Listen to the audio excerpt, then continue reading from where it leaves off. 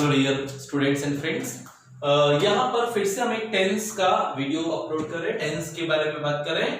Tense में अभी तक आपने 3 वीडियोस देखे हुए हैं। This is the practice number 4। इसके पहले जो 3 प्रैक्टिस सेशन थे उसमें आपने फिल इन द ब्लैंक्स करे हुए थे और फिल इन द ब्लैंक्स में हमने टेंसेस को यूज किया। Now here we are going to talk about errors of tense. Sentence है, सेंटेंस को ध्यान से पढ़ना है और एरर्स करेक्शन करना है ऑफ टेंस। हालांकि आप फिल इन द ब्लैंक्स करें चाहे एरर्स करें, रूल्स तो वही लगने, रूल्स उसके बाहर नहीं है। दैट मींस एक बार शॉर्ट टाइम फिर मैं ब्रीफ कर दे रहा हूं। आपको सारे टाइम एंड टेंस यूज करने हैं। टाइम एंड टेंस मतलब daily, everyday, generally, usually, always, rarely मिले तो फर्स्ट रेस्ट फॉर्म लगाइए। नाउ और एट प्रेजेंट मिले तो इज एम आर आईएनजी लगाइए। Yet, still, till now, just और ऑलरेडी मिले तो हैव और हैज के साथ थर्ड फॉर्म लगाइए। यदि आपको टाइम के साथ सिंस और फॉर मिले तो प्रेजेंट परफेक्ट कॉन्टिन्यूअस या पास्ट परफेक्ट कॉन्टिन्यूअस मतलब हैज बी, हैव और हैज बीन आईएनजी या हैड बीन आईएनजी लगाइए। यदि पुराने समय की बात की जाए तो सेकंड फॉर्म, पुराने की बात करते करते और पुराने की बात की जाए तो हैड प्लस थर्ड लगाइए। व्हेन यदि मिलता है तो व्हेन के साथ एक सेकंड फॉर्म और एक वॉज वर्धन आईएनजी लगाइए। आने वाले समय की बात की जाए टुमारो, नेक्स्ट, कमिंग, आफ्टर ये मिले तो विल और शैल के साथ फर्स्ट फॉर्म लगाइए। आई और बी के साथ शैल और बाकी सबके साथ विल लगाइए। फिर नरेशन के नियम आएंगे। यदि बाहर पास्ट है तो अंदर आपको पास्ट टेंस करना पड़ेगा। तो सेंटेंस यदि नरेशन का है तो नरेशन के रूल अप्लाई कीजिए। फिर कुछ कंजंक्शंस के नियम आएंगे, जैसे इफ का नियम है। यदि इफ मिलेगा तो जिस सेंटेंस में इफ मिलेगा उसमें हैड प्लस थर्ड, बचा हुआ जो दूसरा सेंटेंस है उसमें would have third, should have third और कुड हैव थर्ड लगाया जाएगा। फिर इसके बाद हमारे पास रूल आया कि यदि आपको आई विश या एज इफ मिलता है तो हमेशा पास्ट वाली वर्ब आएंगी, पर्टिकुलरली वर लगेगा, हेड लगेगा, वुड, कुड और सेकंड फॉर्म लगेगा जिसमें सबसे इंपॉर्टेंट वर है क्योंकि वर यहां पर सिंगुलर के साथ भी लगेगा। फिर आइए यदि आपको एडवर्बियल क्लॉज ऑफ टाइम दिए गए as soon as long as, until, when, while, before, after, still, ये जो शब्द हैं ये शब्द जिस सेंटेंस पर लगेंगे उस सेंटेंस में will और shall का यूज नहीं किया जाएगा और इन सेंटेंस के साथ एक प्रेजेंट होता है और एक फ्यूचर होता है। Like that. ये जो छोटे छोटे रूल्स थे इनको ध्यान में रखते हुए अब हम मूव करेंगे फिर से करेक्शन ऑफ टेंस की तरफ। यही नियम आपने फिल इन द ब्लैंक्स में भी लगाए हुए थे। तो आपको सेंटेंस को पहचानना है, टाइमिंग देखना और लगाना है। पहला है we write essays this time. अब एक और यहां पर नया वर्ड मिल गया आपको, दिस टाइम। जब आप दिस टाइम बोलते हैं तो दिस टाइम का मतलब ही क्या होता है, नाउ या एट प्रेजेंट। दिस टाइम का मतलब क्या, अभी, और अभी मतलब नाउ या एट प्रेजेंट। तो आप वहां पर कॉन्टिन्यूअस में जोड़ सकते हैं कि यदि आपको नाउ, एट प्रेजेंट या दिस टाइम मिले तो प्रेजेंट कॉन्टिन्यूअस टेंस लगाया जाएगा। और जब भी आप बोलेंगे ना इस समय तो खट से कॉन्टिन्यूअस होगा। जैसे इस समय मैं पढ़ा रहा हूं, इस समय हम कंप्यूटर चला रहे हैं, इस समय वो मेरे अंदर कर रहा है, तो इस समय बोलेंगे तो खट से कॉन्टिन्यूअस टेंस ही निकलेगा। तो टाइमिंग को देखकर आपको हमेशा टेंस सुधारने पड़ेंगे। अच्छा, टेंस को देखकर टाइमिंग नहीं सुधारनी, ध्यान रखिए। टेंस को देखकर टाइम नहीं सुधारना है, टाइम को देखकर टेंस। इस एक्सरसाइज का नाम क्या है, टाइम एंड टेंस। ठीक है, तो यहां पर दिस टाइम मिल रहा है तो एरर कहां पर हो जाएगी, राइट में। राइट की जगह हो जाएगा बी आर और राइट का आईएनजी फॉर्म हो जाएगा राइटिंग। तो we are writing essays this time. This timing word को देखते हुए हमने ये करेक्शन किया। It is time we will begin the work. शुरू में क्या मिल गया, इट इज टाइम। जब भी आपको इट इज टाइम मिले तो इट इज टाइम का मतलब है ये उस समय की बात है या ये उस समय की बात है। तो जब भी it is time, it is that time ऐसा मिला तो बाद वाला सेंटेंस हर कंडीशन में पास्ट ही होगा। तो जैसे आपने इट इज टाइम बोला मतलब खट से बाद में क्या चाहिए आपको, पास्ट। इट इज टाइम मिल गया और यहां पर क्या मिल गया, वी विल बिगिन। तो ये एरर हो गई, वी विल बिगिन गलत है, उसकी जगह सही हो जाएगा बिगिन का second form BEGAN, begin. Begin, began और बिगन। तो विल बिगिन गलत है, सही क्या हो जाएगा, बिगिन। ये गलत नहीं है, टाइमिंग सही है। टाइमिंग को देखकर सुधारने क्या है, हमको टेंस सुधारना है। एक और बात फिर मैं बता दूं भाई, पहले भी कई बार बोल चुका हूं, आप डायरेक्ट वीडियो देखना शुरू ना करें। पहले आप क्या करें, जैसे स्क्रीन पे सामने सेंटेंस आते हैं तो पॉज करें, चाहे तो उसका स्क्रीनशॉट ले लें या उसको कॉपी में लिख लें। सेंटेंस पूरे लिखने के बाद खुद सॉल्व करें। सॉल्व करने के बाद फिर वीडियो को कंटिन्यू देखें तो आपको क्लियर रहेगा कि जो आपने किया और जो करना था उसमें डिफरेंस कहां आ रहा है, कौन से रूल्स आप गड़बड़ कर रहे हो। पर सीधा वीडियो देखते रहेंगे तो कुछ समझ में नहीं आएगा, आपको कुछ से हासिल नहीं होगा, अचीवमेंट कुछ नहीं मिलेगा आपको। तो दैट इज वेरी इंपॉर्टेंट कि पहले खुद करना है, उसका वीडियो पे जाके उसको मैच करना है ना, उसके बिना काम नहीं चलेगा। डोंट गेट डाउन, नीचे मत आओ। द बस बस से नीचे मत आओ, until it will stop। अब मिल गया भाई, until मिल गया। अभी अपन ने बात की थी ना, adverbial clause of time, as soon as long as, until, when, while, before, after, if। जब ये वर्ड्स मिलते हैं तो जिस सेंटेंस में ये वर्ड्स मिलेंगे उस सेंटेंस में विल और शैल का यूज नहीं किया जाएगा।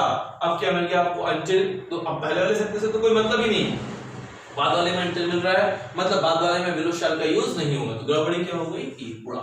एग्जाम में तो आपको इतने करना था, आपने टिक कर दिया, आपका काम खत्म। पर करेक्शन करेंगे तो विल को उड़ाने के लिए से काम नहीं चलेगा। अब क्या हो जाएगा, इट स्टॉप। इट कितना वचन है, एक वचन है, और एक वचन के साथ वर्ब किस फॉर्म में आती है, एस फॉर्म में। तो स्टॉप की जगह अब क्या करना पड़ जाएगा, आपको स्टॉप्स करना पड़ जाएगा। तो don't get down the bus until it stops हो जाएगा। He lives in Patna now. देखो भाई टाइमिंग क्या मिल गया, नाउ। जब भी नाउ और एट प्रेजेंट मिलेगा तो क्या लगाना पड़ेगा, is M R I N G. तो यहां पर नाउ को देखते हुए लिव्स गलत है, इसके हो जाएगा इज लिविंग।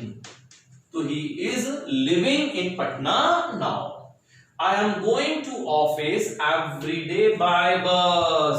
टाइमिंग क्या मिल गया, every day, generally, usually, always, rarely ये मिलते हैं। तो वर्ब किस फॉर्म में आएगी, फर्स्ट और एस फॉर्म में। अब यहाँ पर everyday के साथ आपने क्या लगा दिया, am going, तो गड़बड़ हो जाएगा। और आई के साथ वर्ब फर्स्ट फॉर्म में आती है तो am going की जगह क्या होना चाहिए था, go।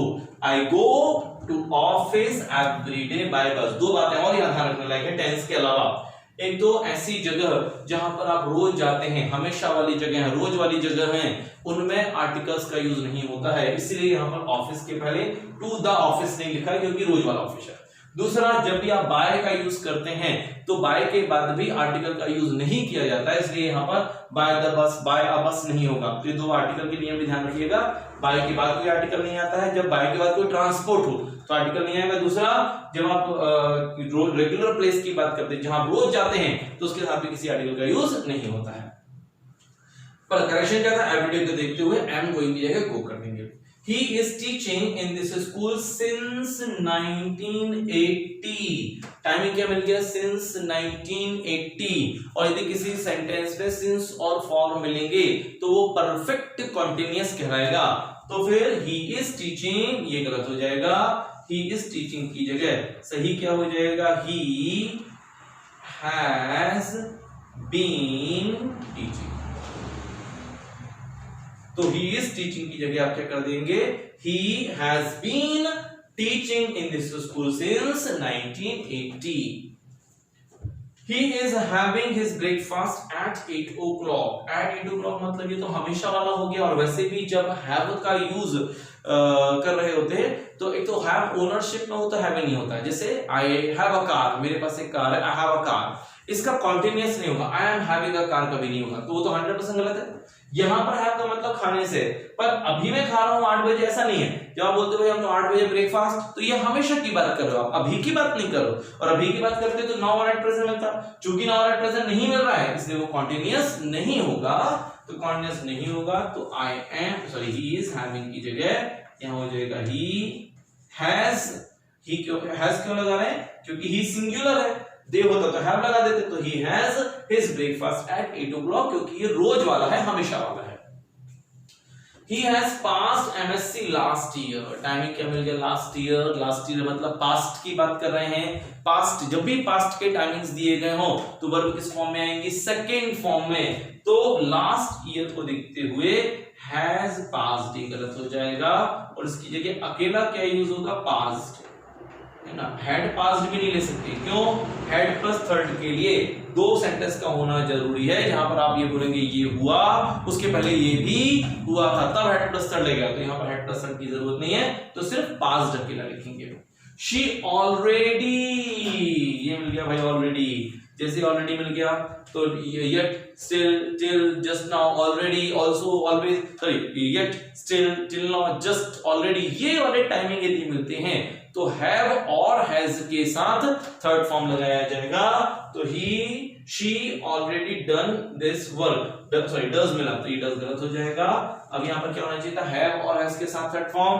तो ऑलरेडी एलवाई है मतलब एडवर्ब है, वर्ब के पहले लगेगा। तो सही तरीका क्या हो जाएगा, she has already done this work, तो डज की जगह डन आएगा और यहाँ पर शी के बाद में हैज आ जाएगा। तो she has already done this work. पता कैसे चला? ऑलरेडी को देखकर, क्योंकि ऑलरेडी का मतलब ही क्या है? Present perfect tense. Who has discovered India? अब देखिए भारत की खोज किसने की, मतलब पास्ट की बात कर रहे हैं, पास्ट की बात कर रहे हैं। तो पुरानी यदि बात करते हैं तो उसे प्रेजेंट परफेक्ट से नहीं बनाते, पुरानी बात को हमेशा सेकेंड फॉर्म से बताते हैं। तो ये तो पुरानी घटना है, तो प्रेजेंट परफेक्ट हो ही नहीं सकता है, तो हैज डिस्कवर्ड गलत हो जाएगा। इसकी जगह क्या होना चाहिए था? डिस्कवर्ड। Who discovered India? क्यों? क्योंकि पुरानी यदि बात होती है तो हमेशा सेकेंड फॉर्म से बताई जाती है। She had gone to the bed, sorry, she had gone to bed before you had reached there। देखिए दो सेंटेंस मिल गए ना, कंजंक्शन क्या मिला? बिफोर, उसके पहले एक सेंटेंस, उसके बाद एक सेंटेंस, दोनों में क्या मिल गया? had gone और had reached, had plus third form है। यदि आपको दो सेंटेंस मिलते हैं तो दोनों यदि सेकंड फॉर्म में है तो कोई ना कोई एक गलत है, दोनों हेड प्लस थर्ड में तो भी कोई ना कोई गलत है, क्योंकि जब दो सेंटेंस मिलते हैं तो एक सेकंड में होगा, एक हेड प्लस थर्ड में होगा। अब ये आपको देखना है कौन सा सेकंड में, कौन सा हेड प्लस थर्ड में। तो जो जैसे आपके पास दो घटनाएं हैं, तो यदि एक घटना हुई तो ये सेकंड फॉर्म में, उसके पहले वाली घटना हेड प्लस थर्ड में। तो हेड प्लस थर्ड कब लगेगा? जब आप पुराने समय की बात करेंगे कि ये हुआ, उसके पहले ये भी हुआ था। अब देखिए यहाँ पर She had gone, वो चली गई सोने के लिए, टू बेड मतलब सोने के लिए चली गई। Before you had reached there, तो वहां पहुंचे, तो पहले कौन सा काम होगा? तुम वहां पहुंचे, वो सोने चली गई, पहले कौन सा काम होगा? वो सोने चली गई, उसके बाद तुम पहुंचे, तो वो सोने चली गई मतलब समय में पहले हुआ, तो ये हेड प्लस थर्ड बराबर है, तुम पहुंचे, ये गलत है। तो अब यहाँ पर सिर्फ हेड को उड़ा दें, क्योंकि रीज तो अपना सेकंड फॉर्म हो जाएगा, तो हेड का वहां पर यूज नहीं होता। तो सही क्या हो गया? She had gone to bed before you reached there। तो जो काम समय में पहले होंगे वो हेड प्लस थर्ड, जो बाद में होंगे वो second form. If you ask me nicely, I might help you। अब देखो यहाँ पर दो सेंटेंस हैं, ये प्रेजेंट में है और ये माइट है, गड़बड़ तो है, सुधारना पड़ेगा, या तो इसको मे कर दो या इसको आस्क्ड कर दो, कुछ ना कुछ करेक्शन तो करना पड़ेगा। अब ऐसे में थोड़ा ये विवादित सेंटेंस हो जाता है, विवादित मतलब ये सुधारे ये सुधारे। अब यदि कोई इसको लिख they if you asked me, तो भी सही हो गया भाई, माइट सही हो जाएगा। और यदि कोई कर दे इसको आई मे हेल्प यू, तो भी सही हो जाएगा, क्योंकि पहला वाला प्रेजेंट था। तो जब ऐसी सिचुएशन बने कि कोई भी एक सुधार दो तो करेक्शन हो जाएगा, तो हमेशा पहले वाले को ही सुधारा जाएगा। तो यहाँ पर माइट सही है, आस्क की जगह हम क्या कर देंगे? आस्क। पर आई रिपीट अगेन, आप में से ऐसे लोग जिन्होंने वहां पर उसको मे कर दिया, आस्क रहने दिया, वहां मे कर दिया, तो भी उन्होंने करेक्शन नहीं किया। पर एग्जाम में ध्यान रखिए, जब दो में से कुछ सुधारना तो पहले वाले को ही करेक्ट करना पड़ेगा। It did not snow in summer। अब ये देखिए ऐसे सेंटेंसेस जो सार्वभौमिक हैं, हमेशा होने वाली गतिविधियां हैं, जिनमें कोई टाइमिंग नहीं मिलते हैं, वो हमेशा प्रेजेंट में ही रखे जाते हैं, पास्ट में नहीं होते। जैसे गर्मी में बर्फ नहीं गिरती है, जून में बरसात नहीं होती है, ज्वालामुखी नहीं फटते हैं, हमेशा की बात हो रही है। और हमेशा कभी भी पास्ट में नहीं होता, हमेशा हमेशा प्रेजेंट में ही होता है। तो यहाँ पर डिड नॉट गलत हो जाएगा और डिड नॉट की जगह आपको लेना पड़ेगा does not. It does not snow in summer। He gives up after a short struggle। ये देखो टाइमिंग ये है, after a short struggle, थोड़े स्ट्रगल के बाद उसने गिव अप कर दिया, है ना। ऐसा नहीं होगा कि वो गिव अप कर देता, हमेशा की बात नहीं है, थोड़ा सा स्ट्रगल के बाद उसने गिव अप कर दिया। तो ये वाला जो आफ्टर अ शॉर्ट स्ट्रगल ये बता रहा है कि ये घटना पास्ट की है, पहले हो गई है। तो गिव्स अप की जगह, गिव्स की जगह सेकंड फॉर्म, तो गिव का सेकंड फॉर्म क्या हो जाएगा? Give up. I thanked him बराबर है फॉर व्हाट ही डिड। देखिए दो सेंटेंस मिले ना, ये भी सेकंड और ये भी सेकंड। जब एक साथ दो सेकंड फॉर्म हो, जब दो सेंटेंस हैं और दोनों ही सेकंड फॉर्म में हैं, तो कोई ना कोई एक तो करेक्ट करना पड़ेगा। जैसा भी हमने आपसे बोला, दो सेंटेंस है, दोनों हेड प्लस थर्ड में है, कोई ना कोई सुधारिए। दोनों सेकंड फॉर्म में, कोई ना कोई तो सुधरेगा। तो जो पहले होगा वो हेड प्लस थर्ड, जो बाद में होगा वो सेकंड फॉर्म। मैंने उसे धन्यवाद दिया, व्हाट ही डिड, जो उसने किया। पहले क्या करोगे? धन्यवाद दोगे कि पहले वो काम करेगा?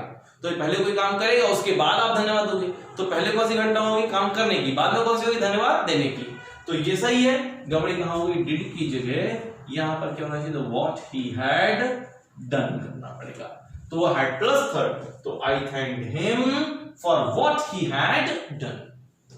I read a book when he came। when मिल गया भाई, जब भी when मिलता है तो एक सेकेंड फॉर्म और एक was verb then ing। अच्छा, दोनों में डिफरेंस क्या है? जब मैं पहुंचा तो ये कर रहा था, तो एक काम खत्म होगा, उस समय दूसरा चल रहा होगा, ऐसा है। एक काम खत्म हुआ, उस समय दूसरा चल रहा था। तो I read a book when he came, जब वो आया तो मैं किताब पढ़ रहा था, या मैंने किताब पढ़ी जब वो आ रहा था। तो जब वो आ रहा था ऐसा नहीं, जब वो आया, मतलब ये सेकंड फॉर्म सही है। गड़बड़ी कहां पर है? आई रीड की जगह हो जाएगा आई वॉज रीडिंग। तो I was reading a book when he came. He reads a book at present. फिर देखिए क्या मिल गया? At present, at present now और एट प्रेजेंट मिलेगा तो is M R I N G लगाना है। तो एट प्रेजेंट को देखते हुए रीड्स गड़बड़ हो जाएगा, इसके क्या हो जाएगा? ही इज और हो जाएगा reading. He is reading a book at present. Mohan lives in Bombay for 10 years। Timing क्या मिल गया? For 10 years। जब भी टाइमिंग के साथ सिंस और फॉर मिलेंगे तो वो परफेक्ट कंटीन्यूअस हो जाएगा। अब परफेक्ट कंटीन्यूअस मतलब मोहन लिव्स नहीं होगा, तो सही क्या हो जाएगा? लिव्स को उड़ाइए, इसके कर दें Mohan has been living. Mohan has been living in Bombay for 10 years. Ram had gone out half an hour ago. Timing क्या मिल गया? half an hour ago। और जब एक ही टाइम हो पास्ट का, सिंगल पास्ट का टाइमिंग मिले तो वो हमेशा सेकेंड फॉर्म होगा। had प्लस थर्ड के लिए दो सेंटेंस का होना जरूरी है, जिसमें ये बताएंगे ये हुआ, उसके पहले ये भी हुआ था। तो यहाँ पर half an hour ago को देखते हुए had gone गलत, had gone की जगह क्या हो जाएगा? bend। The baby is crying all morning। यहाँ थोड़ा सा एक नया कार्यक्रम आ गया। वैसे तो हमने बात करी कि यदि आपको टाइमिंग के साथ सिंस और फॉर मिले तो वो क्या हो जाएगा? Perfect continuous. परंतु कुछ जगहों पर ऐसा भी होगा कि सिंस और फॉर नहीं मिलेगा, तो फिर कॉन्टिन्यूअस और परफेक्ट कंटीन्यूअस में अंतर क्या है? कॉन्टिन्यूअस क्या बोलता है? ये काम अभी चल रहा है, बस अभी अभी एट प्रेजेंट बस। परफेक्ट कंटीन्यूअस क्या बोलेगा? काम काफी लंबे समय से चल रहा है, चाहे वो काफी लंबा समय 3 मिनट हो, 3 घंटे हो, 30 दिन हो, 300 साल हो, पर जैसे आपने एक टाइमिंग को जोड़ा, एक पीरियड ऑफ टाइम को जोड़ा तो कंटीन्यूअस क्या हो जाएगा? Perfect continuous. तो जब आपको जैसे all morning, all day, all year ऐसा मिलता है, मतलब एक लंबे टाइमिंग को रिप्रेजेंट कर रहा है, और लंबे टाइमिंग को रिप्रेजेंट कर रहा है मतलब वो कंटीन्यूअस नहीं हो सकता है, तो वो क्या हो जाएगा? Perfect continuous. तो the baby is crying, the baby has been crying हो जाएगा, like this one। So this is the small exercise we have done regarding tense। Tense को लेते हुए हमने एक बार एक्सरसाइज खत्म की। टेंस हमने थोड़ा ज्यादा वीडियो से बनाई क्योंकि टेंस बड़ा इंपॉर्टेंट भी है, पूछा भी जाता है, इंटरेस्टिंग टॉपिक भी है, तो इस पे हमको कमांड होना बड़ी इंपॉर्टेंट होगी। So that's it. अब इसके बाद एक आध वीडियो हम टेंस का और बनाएंगे जिसमें थोड़ी और कुछ वैरायटीज को कवर अप करने की कोशिश करेंगे, पर टाइम जब तक आप याद नहीं करेंगे तब तक टेंस नहीं बनेगा। तो टेंस के लिए सबसे पहले जरूरी क्या है? टाइमिंग वर्ड्स आपको याद हो। Thank you.